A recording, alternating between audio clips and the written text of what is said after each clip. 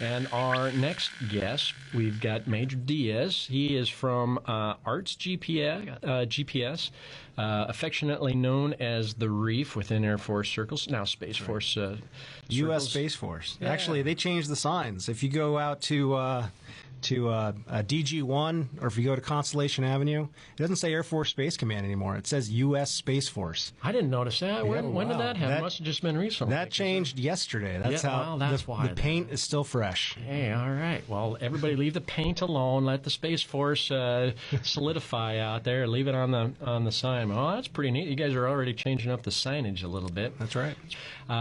When I first got to the island and you gave me the brief on what your capabilities are, I was pretty impressed on the different things that you can do, but what kind of impressed me, too, is that a major in a command or the officer in charge of a command and the responsibility that you have out here in Diego Garcia, the most isolated duty station in the entire world, you are supporting activities back in the United States on a fairly regular basis worth some big dollars. I understand a launch of an advanced satellite. Now, if I get it right, too, it's the Advanced Extra High Frequency number 5 satellite worth about $1.4 billion. Not millions of dollars. That is billion. And not hundreds of millions of dollars, but $1.4 billion. And you were the go, no-go criteria, you and your folks out there were the go, no-go criteria for a launch of a $1.4 billion satellite,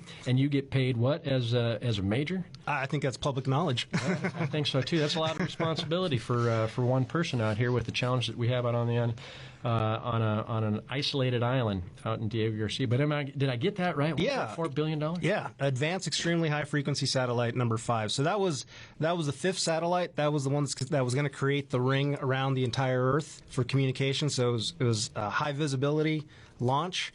We were definitely having a moment while we were waiting for that thing to launch. You can imagine the amount of time, the amount of effort to roll out a $1.4 billion aircraft onto the launch pad, and then just hoping something as simple as HVAC, which is extremely important out here, keeps running. So you got a lot of electronic gear that help you out. I mean, you don't have a joystick out there. You're flying these things at all, although maybe that's a capability. So we can manually track some of these satellites. We prefer not to, just because when you're trying to track something that's 22,000 miles up above us, usually you want the computer to take over and do auto track. But yeah, we do have that capability. Racks of electronic gear out there, and so like you said, AC is pretty important to you out there. And you've got backups to the HVAC, but pretty frequently, HVAC is a struggle for everybody out on the island, but it's pretty darn important to your mission. It's extremely important to our mission. And, I think what it is that there's an expectation that all of this will go right. It's like space. It's like, I don't think any of us understand a day without space. I mean, the fact that we can take money out of an ATM is enabled by GPS signals. The fact that you guys we're posting something on Facebook and that this is going to go out is because there is satellite communication going on. If we did not have access to space, this would not be leaving the island. So the vulnerability of that entire capability is something on a lot of people's minds. It is. And I think we reached a point where we realized we need to really focus on this. I think so. Thus the Space Force. Thus the U.S. Space Force, and this is where we're at. Well, I understand that there's some other folks, too, around the world that are kind of paying attention to it a little bit, too. I just got an article that the MC's pulled down for me, too, that I understand Japan is going a similar direction and are going to designate a dedicated force specifically to be looking at not just operational space, but defensive space assets also. Yeah, so anything we do not want to do it alone. So we want our coalition partners to be involved, because basically everybody has interest in the space domain. It's not just us. It will affect everyone. If we turned off GPS, which is not possible, by the way, but if we did, or if it was contested or degraded, that would be a worldwide effect, global economy effect. Absolutely.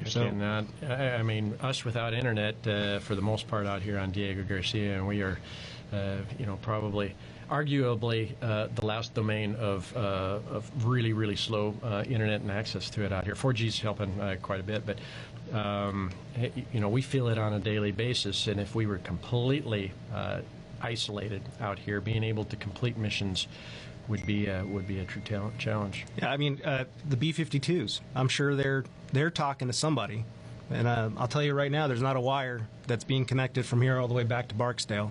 That's for sure. So, yeah, and the vision for this facility out in the middle of the Indian Ocean hasn't changed since they started thinking about this thing in the late 60s and then building it into the 70s, which was a big runway out in the middle of the Indian Ocean that we could have assets that would come in and be able to launch for into 4 different AORs, whether it's going over to Africa, up to Europe, up to the CENTCOM AOR, or even into the PACOM, Indio-PACOM AOR.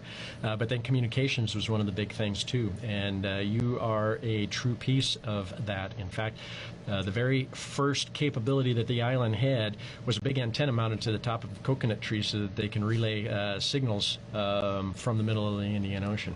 So from that capability from the 1970s all the way to current now being command and control, well, at least electronically, telemetry and control of $1.4 billion satellites, and you've done that a couple times out of the year. But nice job to operationally on a daily basis to you and your entire team.